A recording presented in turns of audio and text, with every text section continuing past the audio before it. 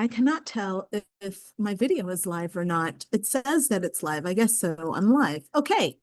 Hey, everybody. It's Crystalline here, and I want to talk to you about something. I'm working on an ebook, and the ebook is about this coaching concept, this process that I've been wanting to really bring out. Oh, shit. Hold on. Sorry. Okay. Hey, everybody. It's Kristen here. Okay, there we go. Now I'm quiet.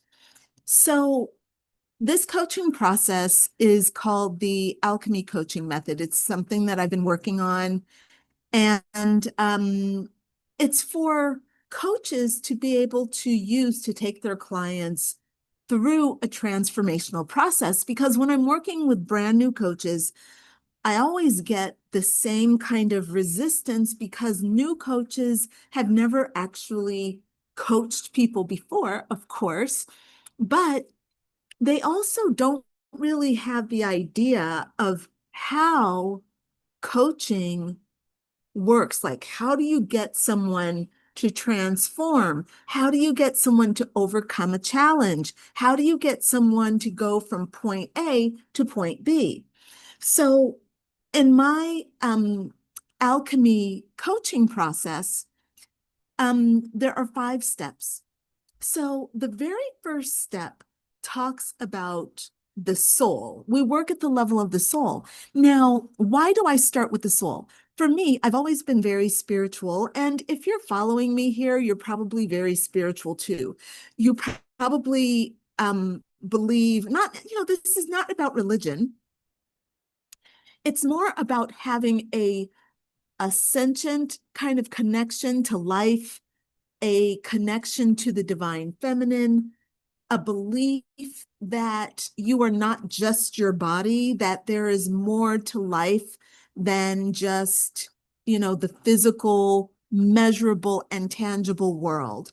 So for someone like that, okay, like me, starting at the level of the soul is the very first thing. So as a new life coach, you probably came into coaching because you have a passion to help people, but maybe you've never actually looked at these spiritual principles really deeply. For example, if you love astrology, maybe you've never read any astrology books, but you read your astrology on a regular basis, and you can talk about your sign and things you're going through, but talking about other people and their sign and what they're going through is a pretty big assignment to take on. Okay, I totally get that. But using something like astrology, numerology, tarot cards, even meditation, intuition, connecting with spirit guides, just following your heart, doing something that is more energetic to help you understand your client is really, really valuable. A lot of people like human design, the Enneagram, all of these things are wonderful tools. And if you're going to do spiritual life coaching, or in the case of my certification, alchemy coaching, then you definitely want to be prepared to have some kind of a spiritual component to the work that you're doing. And again, I want to really emphasize here that it's not about being a spiritual guru where you are, a super uh, literate astrologer, or all about numerology or something like that. It doesn't have to be at that level. But however you communicate at the level of the soul, I think it's really important. Some people even use hypnotherapy, which is so powerful. We know how powerful hypnotherapy is. So whatever you can do to help you connect at the level of the soul, that's the very first step. Now, the next step in this process is to understand that once you start working with the soul, there's going to be some kind of a shift in the way the person feels. Now, before we go on, I want to let you know that I am running a free challenge right now, and it's called the Alchemy Coach Challenge. Now, you can get the link in the comments, and actually, I'm going to drop those in the comments right now as we speak because I don't want to forget. But what we're doing during this challenge, number one, it's absolutely free to join. It is 3 days, and oops, that's the wrong link. Here we go. Let me find the right link. Here we go. There we go. Copy and drop. Okay, so this is a 3-day challenge, and we are doing it, we're doing it because we want to give you an opportunity to actually, let's see, close and then pop this in the chat. Boom, there we go. All right. So we're doing this because it's a great opportunity for you to understand what kind of like powerful coaching methods are out there for you. Having a powerful coaching method where there's something behind it that resonates with you, like this particular methodology that I'm going to show you, I find this to be absolutely transformational for my clients, but also for myself. So join the challenge. It's free. You're going to learn all about alchemy. You're going to learn about where it originated. You're going to learn how to use it for yourself. You're going to learn how to use it for your clients. You're going to learn how to use it in building your business so that you can use the energy of alchemy and transformation to attract the right clients to you and to help you build your business on a foundation that is both spiritual and feminine, but also practical and masculine, because you want your business to make money. Okay. You don't want to just be like, oh, I'm all about the ideas and I'm broke. No, you need to have ideas and you need to have clients coming in. So you need to learn how to run your business. Okay. All right. So where was I? Right. So stage one is understanding the soul shift of your working with your clients to get them shifting at their soul. Now, the next thing is to get them to shift at the level of their identity. And I'm sorry, I'm looking for my notes right now. Here they are. So the identity shift is actually harder than the soul shift. The soul, ooh, okay. So I'm actually having a little bit of a debate. Is it harder to shift the soul or is it harder to shift the identity? I think it's harder to shift the identity. Here's why.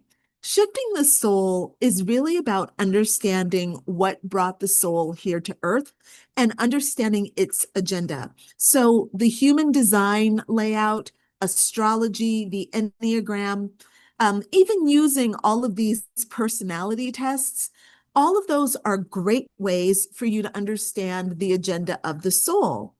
Now, once you start to identify the agendas of the soul, then you have to understand, you can use that to help you understand why the client's identity is the way it is. Why does the client have the beliefs that they have? Why do they have the thought patterns that they have?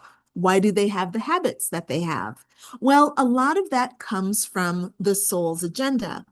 A lot of times, like, especially in spiritual practice, everybody's like, oh yeah, we're just light. We just came here to be love. Actually, that's not true. We came here to be exactly as we are, which is probably not all about love. We probably came here to experience some pain, dissatisfaction, challenges, obstacles, trauma, drama, okay, selfishness, all kinds of things. Okay, we came here to be multi-dimensional and to have different experiences. Now, on the other end of that, while we're here to do all of those things, we're also here to heal whatever is not working for us, okay? So if we came here to experience trauma, that's a sacred experience and it should be respected. But just because we came here to experience trauma doesn't mean that we are to recreate that trauma over and over in our lives. And here's what the problem is. The identity of the person begins to take on that trauma as a part of its identity. And so the trauma keeps repeating in the identity and in different ways because that the identity or the client has started to take on that trauma as a part of its identity. So as an alchemy coach, we need to understand these things so that we can start separating the trauma from the identity. And that is also a part of this process. Now, once we start to understand the work that we need to do around the identity, and again, for me, the identity is at the level of the self-concept or the self-image. I like the term self-concept. How do I conceptualize of myself? Because whatever you are conceiving of yourself is what you're manifesting. Now, it's not what you conceptualize of yourself on a conscious level that's manifesting. What's on the conscious level is more like your mindset. Your self-concept is more on an unconscious or subconscious level, which means you are not aware of them and you are not in control of them, okay? So this is really important to understand. Your self-concept or that internal identity is directly related to the soul and it's being kind of written by the soul, which is why we want to start healing our clients and getting them on the right track by understanding what the soul came to earth to experience and how we are going to improve that experience and take that client on a higher trajectory so that they are having a more deeply healing and evolving experience where they're moving more and more into their greatest potential and into their light. So there's the soul level, and then there's the identity level, right? And then there's the mindset level. Now, the mindset is where we are very, very aware and very comfortable. And this is where things can start to get a little bit more measurable and things that we can see. Those first two steps are pretty challenging, which is why I like to really work with my clients in my certification program very intimately during these two parts, because those are dealing with the unseen world. Like that is the level of the soul, which is unseen. So you need to use your intuition, or if you have some really good tools, like I said, like astrology or numerology, or if you can communicate with spirit guides or use your psychic intuition, whatever you want to use, right? That's how you need to deal with that level. Again, with the identity, you need to have the tools to help you deal with the subconscious and the unconscious mind. Now, when you're dealing with the mindset, it's very, very easy to see those things because the mindset are things like your conscious beliefs, your conscious patterns of thinking. Your unconscious beliefs and your unconscious patterns of thinking are at the level of the identity. And again, those things are hidden and a little bit tricky. You need some tools to help you access those. I'm not obviously going into that right now because well, this is supposed to be a short video. I'm working on that. Here we go. But the mindset shifts is where you do start to work with the conscious beliefs, the conscious thought patterns, the visions, what your clients are focusing on, and how you can direct that focus, how you can direct those beliefs, or disengage the person, detach them from those beliefs, break the momentum of the negative thought patterns and things like that. So when you're dealing with the at the level of the mindset, you're starting to deal with new perspectives that are conscious and that you can measure. And this is where your client is really starting to feel a shift in who they are. But here's the problem that most coaches make. They'll actually jump into the mindset. So they'll start talking and they'll start dealing with the mindset, and they'll start dealing with the behaviors before they've dealt with the soul and the identity.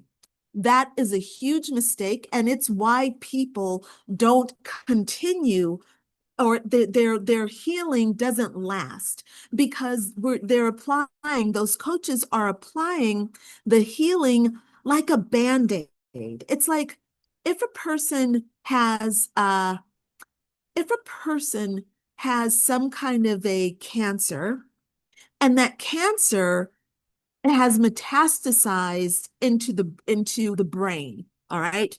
It's a breast cancer that is metastasized into the brain. And if the doctor only deals with the only deals with the brain metastases, and they're like, oh, we're going to just deal with the brain, they haven't actually dealt with the cancer that's lurking in the breasts. And that means the person still has the cancer. But of course, the doctors are dealing with what's going on in the brain, and they're patching the person up, they're sending the person on their way, but the person still has cancer. So we don't want to treat our clients in that way. We always want to start at the root. And for the human experience, everything starts at the level of the soul, at the level of energy. All right. I hope this is making sense. You can ask questions, you can leave comments. Let me know if this is resonating with you, or if you think crystalline is just batshit crazy. You might think crystalline is crazy, but this stuff really works. It's very, very powerful.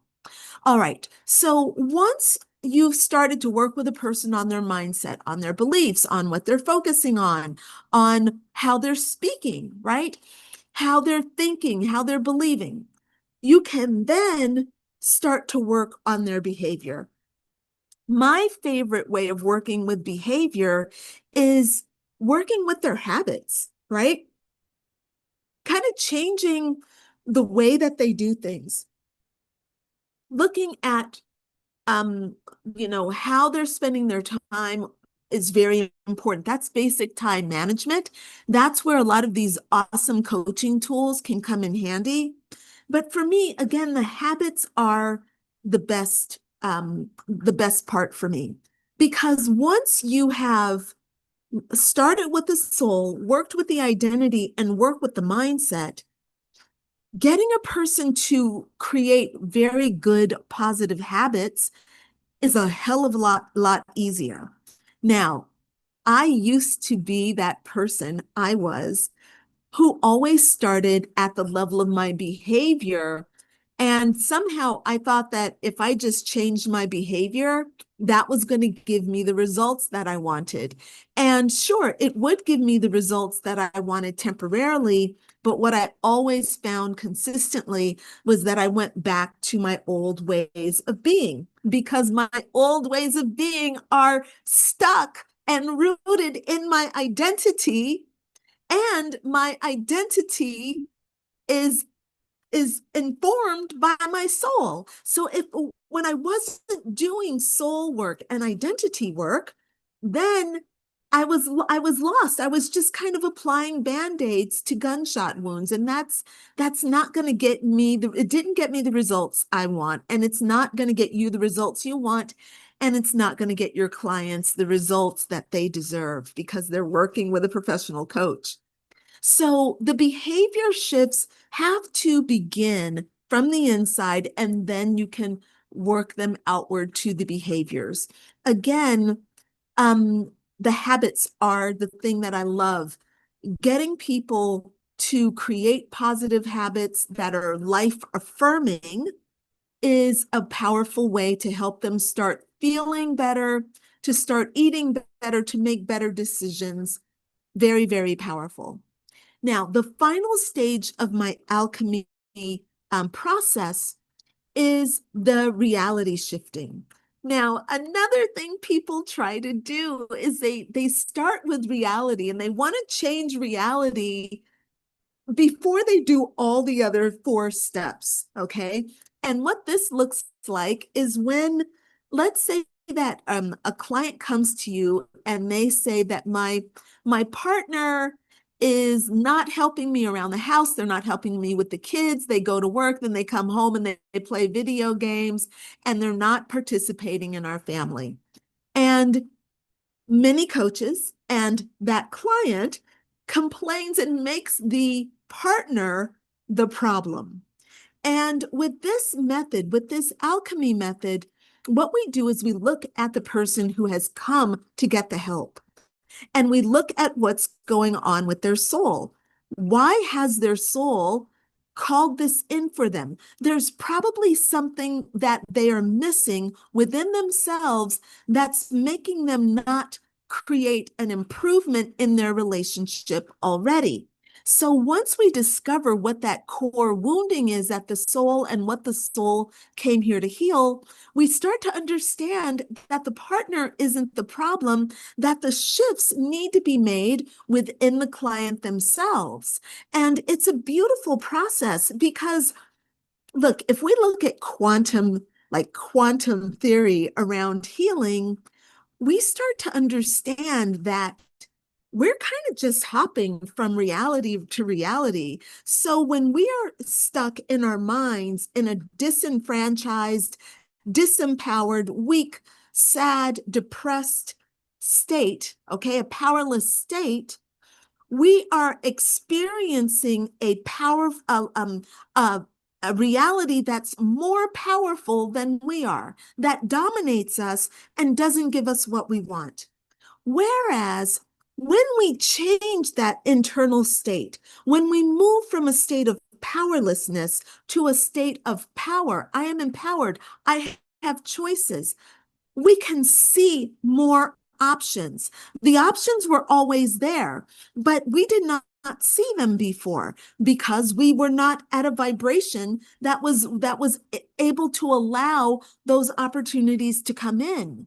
So this is why my alchemy process is so important. It's because it takes a person from the core of who they are and creates change at the soul level, and then it moves out in stages to bring a transformation to the self, and then that transformed self calls in a new experience of the world around them, and that includes their partners. It is mind-blowing how the partner changes, the children change, the boss changes in response to the changed person within. All right, friends, that's it. Crystalline just explained her alchemy transformation process.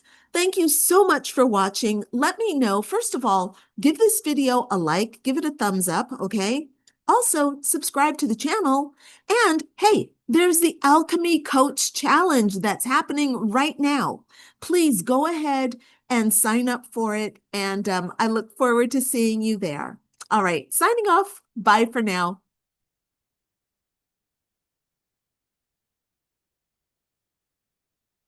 Did I do it? Did I end it?